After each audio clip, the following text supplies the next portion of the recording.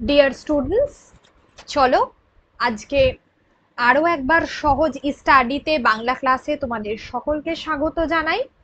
আজ হচ্ছে ক্লাস 54। আচ্ছা, আজ আমরা অবশ্যই বেশ কিছু নতুন ধরনের এমসিকিউ প্র্যাকটিস করব। আর তারপর যেটা করাবো সেটা হচ্ছে প্রত্যয়। প্রত্যয়ের উপর আজকে আমরা একটা জাস্ট ইন্ট্রোডাক্টরি ক্লাস করব। ঠিক আছে, একটা সূচনা।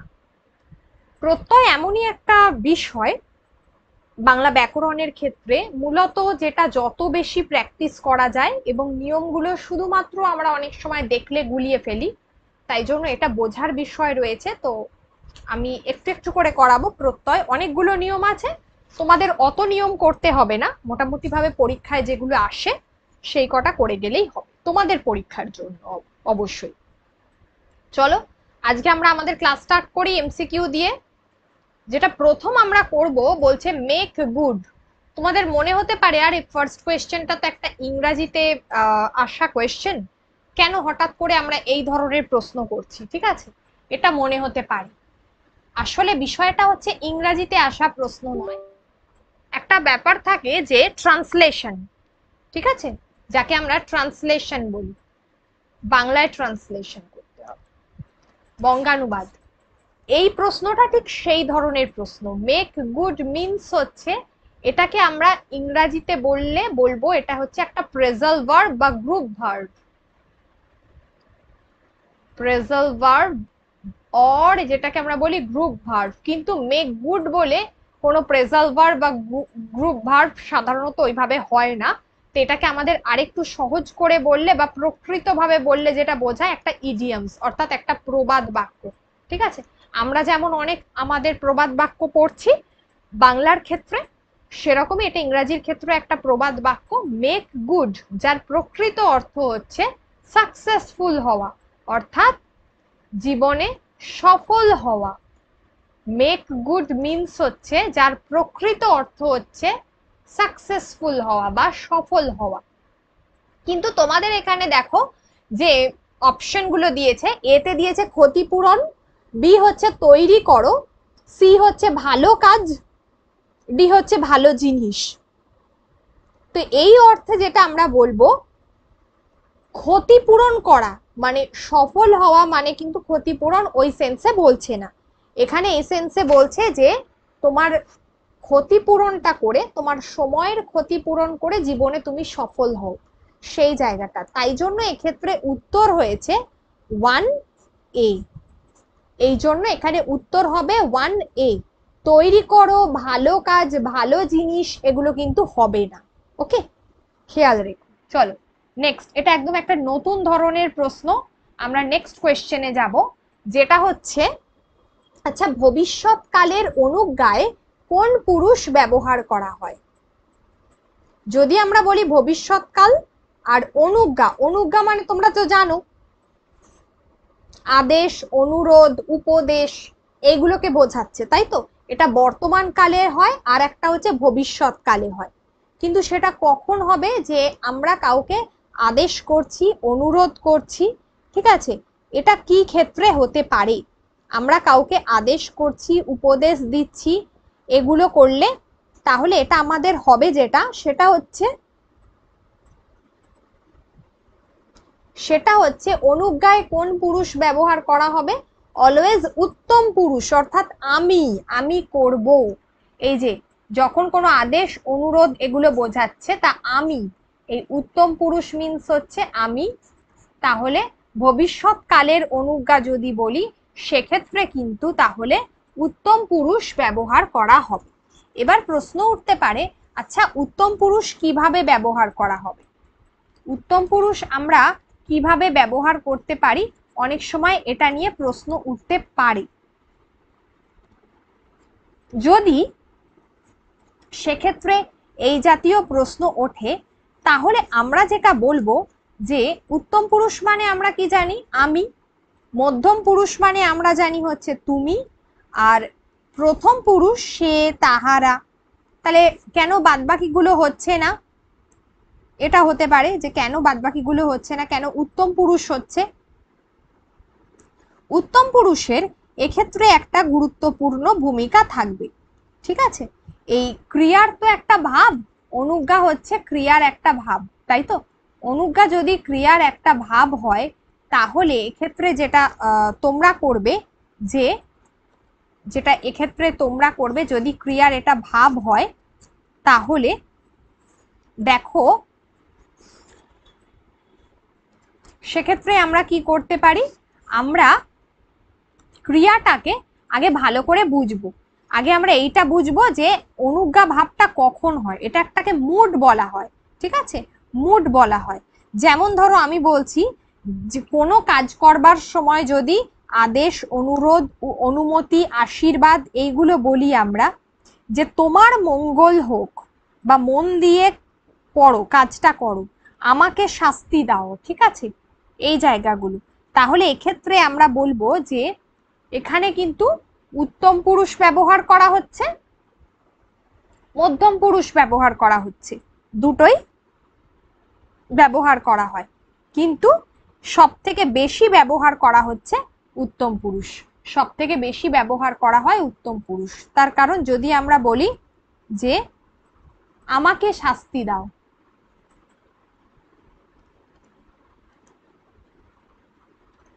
ঠিক আছে, মানে তুমি কাউকে একটা আদেশ করছো, এটা বোঝাচ্ছে যে আমাকে শাস্তি দাও। এইবার আমি বাড়ি যাই, এইবার আমি বাড়ি যাব। ঠিক আছে, এখানে তো ভবিষ্যৎকাল আছে, এইবার আমি বাড়ি যাব। তাহলে দেখো বেশিরভাগ ক্ষেত্রে কি হচ্ছে, আমি, আমাকে সবগুলো কিন্তু উত্তম পুরুষে বেশি ব্যবহার করা হচ্ছে। ঠিক আছে, এটা তুমি একটা প্রার্থনা জানাচ্ছ, এইবার আমি বাড়ি যাব। তাহলে ভবিষ্যৎকালের অনুজ্ঞায় কি ধরনের পুরুষ ব্যবহার হবে, উত্তম পুরুষ। আচ্ছা, তোমাদের ম্যাথসের অনলাইন ব্যাচ চলছে, তোমরা এখনো যারা অ্যাডমিশন নিতে চাইছো তারা 8348817027 এই নাম্বারে জসিম স্যারের সঙ্গে কন্ট্যাক্ট করো। ওকে, চলো নেক্সট। বিড়াল তপস্বী, এটা একটা বাংলায় প্রবাদ বাক্য, তাই তো? এটা হচ্ছে বিড়াল তপস্বী, এটা হচ্ছে বাংলায় একটা প্রবাদ বাক্য। এর উত্তর কি হবে? একটা হলো নিরেট মূর্খ, এটা তোমাদের নোটসে আছে, ঘুষখোর, আচ্ছা, কপট ব্যক্তি, আর ভণ্ড সাধু। চারটে আছে তোমাদের অপশনে, তোমরা বলো যে এটার উত্তর কি হতে চলেছে। এটার উত্তর হবে ভণ্ড। বিড়াল তপস্বী মানে যে হচ্ছে ভণ্ড। ঠিক আছে, চলো নেক্সট। সমার্থক শব্দের আরেকটা নাম কি? বিপরীত শব্দ, প্রতিশব্দ, বিশিষ্ট শব্দ, নাকি শব্দ? কোনটা? সমার্থক শব্দের আরেকটা নাম আমরা কি বলবো? সমার্থক শব্দের আরেকটা নাম হচ্ছে, খুব সহজ, এটা উত্তর তোমরা দাও দেখি। ইয়েস, এর উত্তর হবে 4-এর বি, সেটা হচ্ছে প্রতিশব্দ। 4 অপশন, প্রশ্ন নাম্বার 4, কোয়েশ্চেন নাম্বার 4-এ অপশন হচ্ছে বি। বি হবে উত্তর, যে সমার্থক শব্দের আরেকটি নাম হলো প্রতিশব্দ। চলো নেক্সট। কোন বর্গীয় বর্ণগুলো মহাপ্রাণ ধ্বনি? মহাপ্রাণ ধ্বনি বলতে আমরা কি বুঝি? সাধারণত এটা তোমরাও জানো যে বর্গের অল্পপ্রাণ বর্ণ হচ্ছে বর্গের প্রথম আর তৃতীয়, আর মহাপ্রাণ হচ্ছে দ্বিতীয় আর চতুর্থ, তাই তো? দ্বিতীয় এবং চতুর্থ এই বর্গীয় বর্ণ। দ্বিতীয় মানে যেমন ধরো ক, খ, গ, ঘ, ঙ, তাহলে বর্গের দ্বিতীয় হচ্ছে খ, আর ঘ হচ্ছে বর্গের চতুর্থ। তাহলে এই দুটো হচ্ছে বর্গের কি হবে? এই দুটো হচ্ছে মহাপ্রাণ বর্ণ। ঠিক আছে, তাহলে এই দুটো হচ্ছে মহাপ্রাণ বর্ণ। এক্ষেত্রে উত্তর হবে বর্গের দ্বিতীয় এবং চতুর্থ। 5-এরটা উত্তর হচ্ছে ডি। নেক্সট। কোন কোন পদের কোনো পুরুষ নেই? কোন কোন পদের কোনো পুরুষ নেই? বিশেষ্য ও অব্যয়, ক্রিয়া ও বিশেষণ, ক্রিয়া ও অব্যয়, আর বিশেষণ ও অব্যয়। দেখো বিশেষ্য পদে কিন্তু পুরুষ বোঝা যায়। তোমরা জানো আমি, তুমি, সে, এগুলো আমরা যখন বোঝাচ্ছি তাহলে বিশেষ্য পদে যে বোঝা যায় সে বিষয়ে আমরা বলতেই পারি, তাহলে এটা হবে না। ক্রিয়ার মাধ্যমেও কিন্তু বোঝা যাবে। যেটা বোঝা যাবে না সেটা হচ্ছে বিশেষণ এবং অব্যয়। বিশেষণে কেউ ভালো, আমরা কি করে বলবো কে ভালো কে খারাপ? এখানের এটা দিয়ে তো কখনো পুরুষ বোঝা সম্ভব নয়। তাই বিশেষণ পদ এবং অব্যয়, অব্যয় সবসময় মাঝে বসে, একটা শব্দ আলাদা শব্দ যেটা বাক্যের মধ্যে বসে একটা অর্থ প্রকাশ করে, যার পরিবর্তন নেই। তাহলে এটাকে আমরা বলছি কি, মানে লিঙ্গ বচন পুরুষ ভেদে কোনোটাতেই কোনো পরিবর্তন হয় না, তাই জন্য অব্যয় ক্ষেত্রে এটা পসিবল। তাহলে ডি, ডি হচ্ছে উত্তর। ছয়ের হচ্ছে ডি, যে কোন কোন পদে কোনো পুরুষ নেই। পরেরটা বলো, তোমরা উত্তর দেবে, এটা খুব ইজি, এই কোয়েশ্চেনটা তোমরা উত্তর দাও। 7, কোনটি সংজ্ঞাবাচক বিশেষ্য? গরু, বীরত্ব, সমিতি আর গীতাঞ্জলি। এ ফর হলো গরু, বি হচ্ছে বীরত্ব, সি হচ্ছে সমিতি আর ডি হচ্ছে গীতাঞ্জলি। দেখো গরু হচ্ছে, গরুর তো কোনো আলাদা করে নাম হয় না, এটা একটা প্রাণীদের মধ্যে গরু। আচ্ছা বীরত্ব, সমিতি, বীরত্ব তো হবে না কখনোই, এটা সংজ্ঞাবাচক নয়। কারোর বিশেষ করে যদি কারোর নাম বোঝানো হয় তাহলেই সেটা সংজ্ঞাবাচক হবে, ঠিক আছে। সমিতি, সমিতিতে অনেক মানুষ একসঙ্গে থাকে, যেটাকে আমরা কি বলি সমষ্টিবাচক বিশেষ্য, সংজ্ঞাবাচক বলবো না। লাস্ট ওয়ান যেটা গীতাঞ্জলি, এটা স্পেসিফিক্যালি রবীন্দ্রনাথ ঠাকুর লিখেছেন এবং এটা হচ্ছে একটা বইয়ের নাম, বিখ্যাত বইয়ের নাম, বা বলা যেতে পারে রবীন্দ্রনাথ ঠাকুরের একটি বিখ্যাত কাব্যগ্রন্থ, যেটা পুরস্কৃত হয়েছে নোবেল পুরস্কার পেয়েছে যেটা, ঠিক আছে। তাহলে গীতাঞ্জলি হচ্ছে একটা নির্দিষ্ট বইয়ের নাম।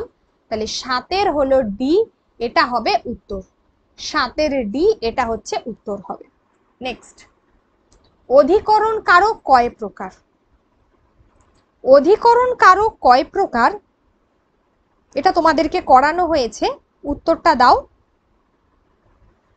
2, 3, অপশন এ হলো 2, অপশন বি হচ্ছে 3, অপশন সি হচ্ছে 5, অপশন ডি হচ্ছে 8। তাহলে এক্ষেত্রে উত্তর হবে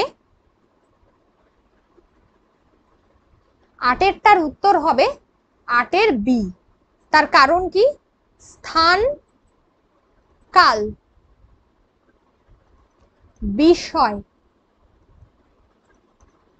এই তিনটে ভেদে অধিকরণ কারক হয়। স্থান রিলেটেড, কাল, কাল জ্ঞাপক আর বিষয় অনুযায়ী অধিকরণ কারক হয়ে থাকে। তাহলে 8এরটার উত্তর হচ্ছে বি হবে। ওকে, নেক্সট, শুদ্ধ বানান নির্দেশ করো। এটা খুব ইজি, শব্দটা কি হবে?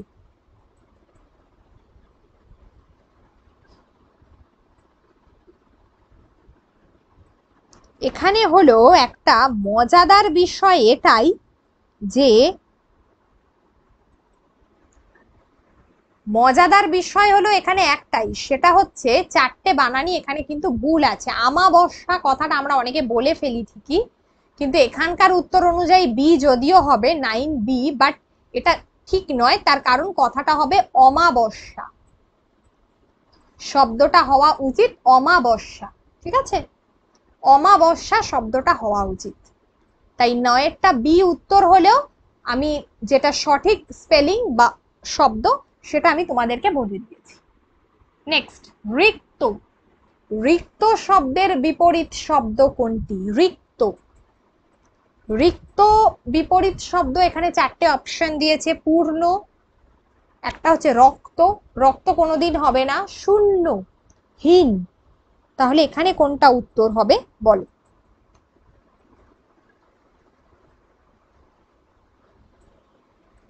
বলে না যে সে রিক্ত হয়ে গেছে, মানে সে তার পুরো জায়গাটা খালি হয়ে গেছে, এক কথায় আমরা বলবো শূন্য হয়ে যাওয়া। রিক্ত মিন্স হচ্ছে শূন্য, তাহলে তার বিপরীত আর্থক শব্দ হলো পূর্ণ, তাই তো? রিক্ত সমার্থক শব্দ হবে শূন্য বলতে পারি, তাহলে তার বিপরীত শব্দ হবে পূর্ণ।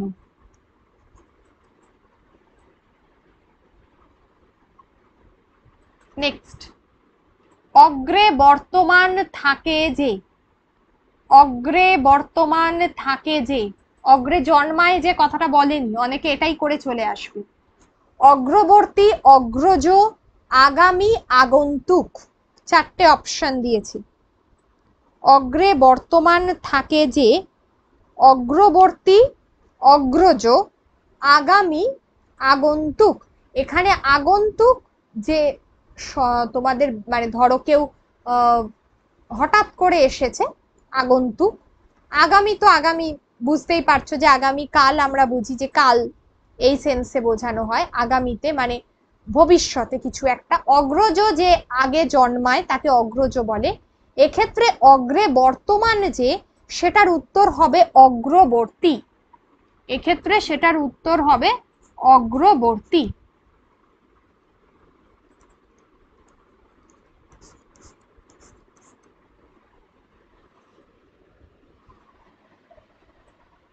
অগ্রবর্তী 11-র এ উত্তর হবে। নেক্সট হচ্ছে মেঘনাদ বধ কাব্য কার লেখা? বিখ্যাত কাব্যগ্রন্থ, এটাও তোমাদের নোটে দেখতে পাবে, মাইকেল মধুসূদন দত্তের লেখা বিখ্যাত কাব্যগ্রন্থ। ঠিক আছে, বিখ্যাত কাব্যগ্রন্থ মাইকেল মধুসূদন দত্তের লেখা, সব থেকে পপুলার কাব্যগ্রন্থ। এছাড়াও তিনি লিখেছিলেন বীরাঙ্গনা, এছাড়াও তিনি লিখেছিলেন ব্রজাঙ্গনা।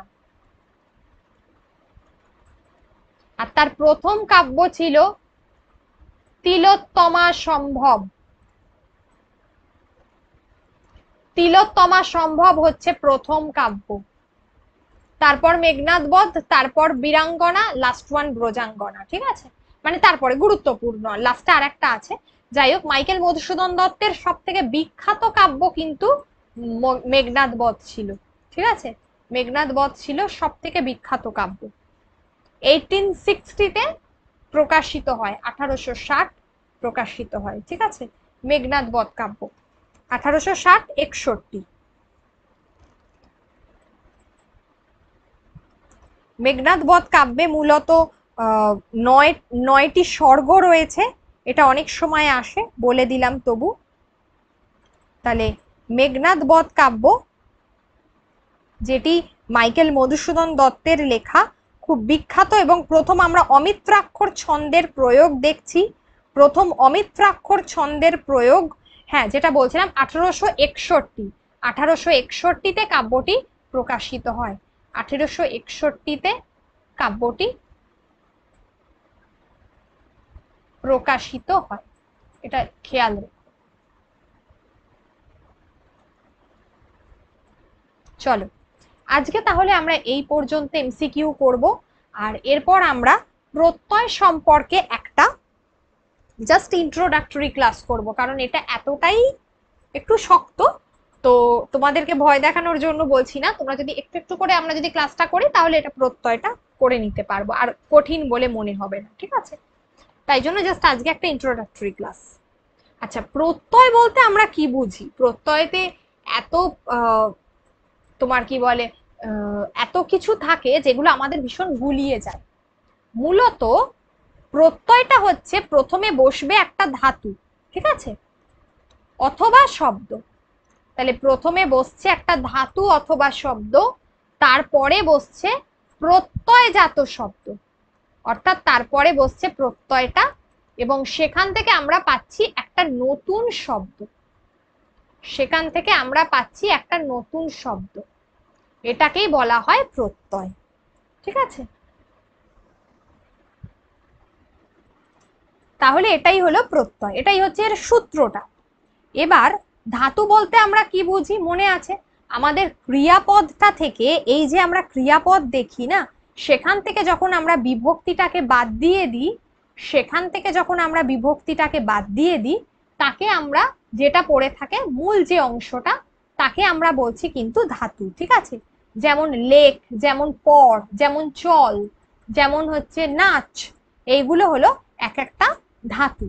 তাহলে এদের সঙ্গে ধাতু অথবা শব্দ, তার সঙ্গে একটা প্রত্যয়, প্রত্যয়জাত একটা নতুন শব্দ বসছে, দিয়ে আর একটা নতুন শব্দ তৈরি করছে, তাকে আমরা বলছি, বা এটা বলতে পারো যে প্রত্যয়টা বলতে এখানে যেটা বোঝায় যে একটা বর্ণ বা বর্ণ সমষ্টি। এখানে ধাতু বা প্রত্যয়ের পরে একটা বর্ণ বা বর্ণ সমষ্টি বসছে, একটা নতুন বর্ণ বা বর্ণ সমষ্টি বসছে, বসে একটা নতুন শব্দ তৈরি করছে, সেটাকে আমরা বলি প্রত্যয়। ঠিক আছে, চলো এবারে আমরা কি দেখবো, তোমাদের নোটসে আছে, এইটা পড়বার পর যারা নোটসটা ফলো করে নিতে পারবে একবার, তাদের কিন্তু যথেষ্ট হেল্প হবে।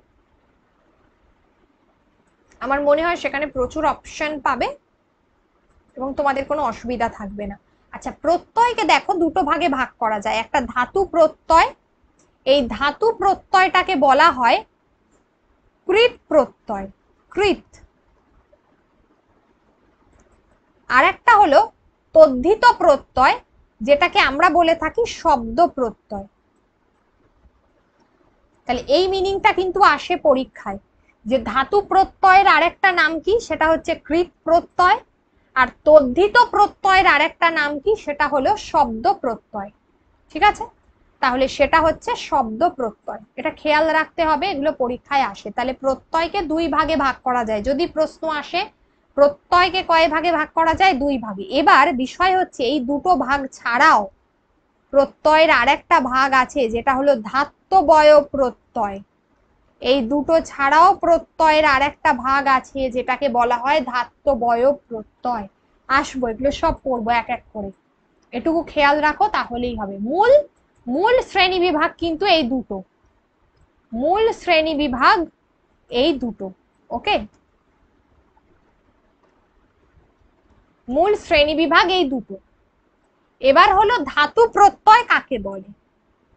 ধাতু প্রত্যয় অর্থাৎ ধাতুর পরে যখন কোনো বর্ণ বা বর্ণ সমষ্টি বসে এবং সেখান থেকে নতুন যে বর্ণ বা বর্ণ সমষ্টিটা বসছে সেটাই হচ্ছে প্রত্যয়, এবং তার থেকে একটা নতুন শব্দ আমরা পাচ্ছি, তাকে আমরা বলে থাকি ধাতু প্রত্যয় বা কৃৎ প্রত্যয়। আগেই বলেছি যা করা উচিত অর্থাৎ কৃত্য যেটাকে বলা হয়, সেটা হলো ধাতু প্রত্যয়। ঠিক আছে, ধাতু প্রত্যয় বা কৃৎ প্রত্যয়।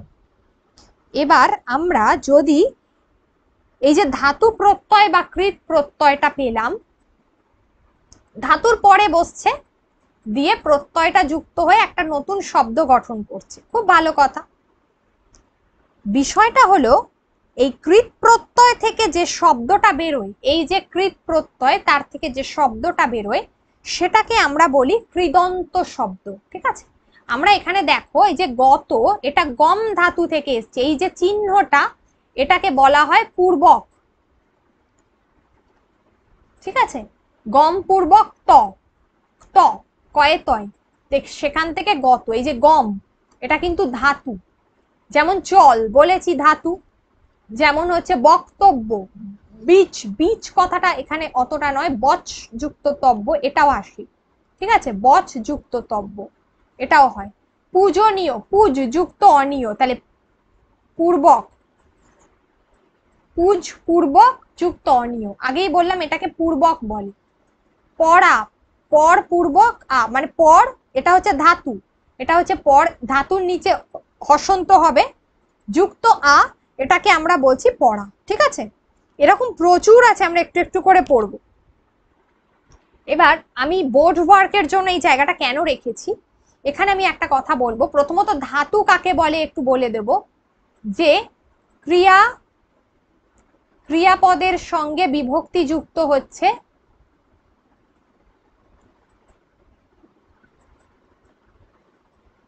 ক্রিয়াপদের সঙ্গে বিভক্তি যুক্ত হয়, তখনই এটা পদ হিসাবে আমরা পাচ্ছি।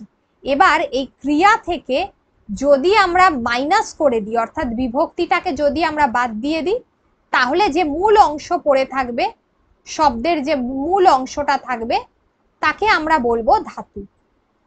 যে মূল অংশটা পড়ে থাকে তাকে আমরা বলছি ধাতু। 1 নম্বর গেল। 2 নম্বর, প্রত্যয়কে দুটো ভাগে ভাগ করতে বলেছি, আগে আমরা এই দুটো ভাগ করব, তারপর ধাত্ব বয়বে যাব। এবার হচ্ছে আমি আগেই বললাম যে দেখো ধাতু প্রত্যয় থেকে, ধাতু প্রত্যয় বা কৃত প্রত্যয়, কৃত প্রত্যয় থেকে যে শব্দ, যে নতুন শব্দ পাই তাকে আমরা কি বলছি? তাকে আমরা বলছি কৃদন্ত শব্দ।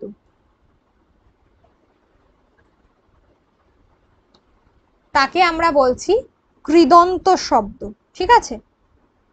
যেমন কৃ যুক্ত তব্য, ক্রিটা হলো ধাতু প্লাস হচ্ছে তব্য, এই তব্যটা হলো প্রত্যয়। নতুন শব্দ কি পাচ্ছি? কর্তব্য। ক্রিযুক্ত তব্য, তব্যটা প্রত্যয় থেকে পেলাম আমরা কর্তব্য। এই কর্তব্যটা হচ্ছে তোমার, কর্তব্যটা হচ্ছে কৃদন্ত শব্দ। কর্তব্যটা হলো কৃদন্ত শব্দ। ঠিক আছে? কর্তব্যটা হচ্ছে কৃদন্ত শব্দ, মনে থাকে যেন।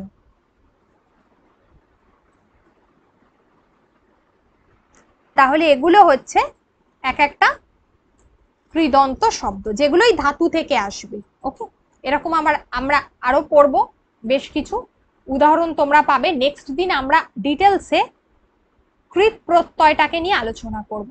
ঠিক আছে? চলো, কালকে আমি একটা তোমাদের হোমওয়ার্ক দিয়েছিলাম যে নিচের কোনটি মৌলিক স্বরধ্বনি নয়।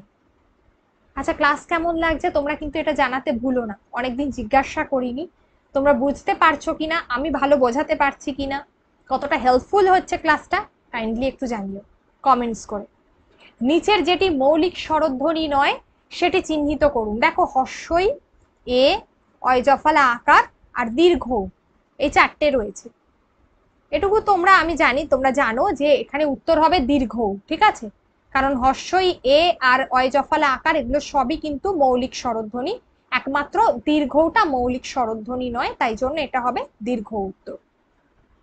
আচ্ছা, আজকের যে হোমওয়ার্ক দিয়েছি সেটা আজকের পড়া থেকে দিয়েছি, যে শব্দের পরে যে প্রত্যয় যুক্ত হয় তাকে কি বলে? তদ্ধিত প্রত্যয় এ, বি হচ্ছে কৃত প্রত্যয়, সি হচ্ছে অন্ত প্রত্যয়, ডি হচ্ছে ধাত্ব বয়ব প্রত্যয়। এটা হলো তোমাদের আজকের হোমওয়ার্ক, আজকের পড়া থেকে একদম দিয়েছি। এটা অবশ্যই করো, কালকে আমি এর উত্তরটা অবশ্যই দিয়ে দেবো। ঠিক আছে? চলো, আজকের ক্লাস তাহলে এই পর্যন্ত। সকলে খুব ভালো থাকো, থ্যাংক ইউ, ক্লাস দেখতে থাকো।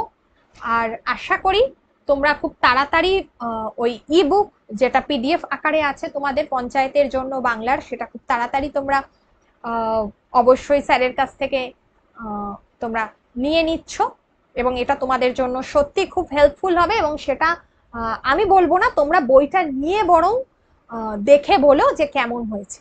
ঠিক আছে? চলো, আর এই সমস্ত এমসিকিউ গুলো, আরো এমসিকিউ পেতে চ্যানেলটাকে সাবস্ক্রাইব করো। আরো ডিটেলসে সবকিছু পেতে হলে চ্যানেলটাকে সাবস্ক্রাইব করে রাখতে হবে, আর সাথে টেলিগ্রাম গ্রুপে যুক্ত হয়ে যেতে হবে। বাই।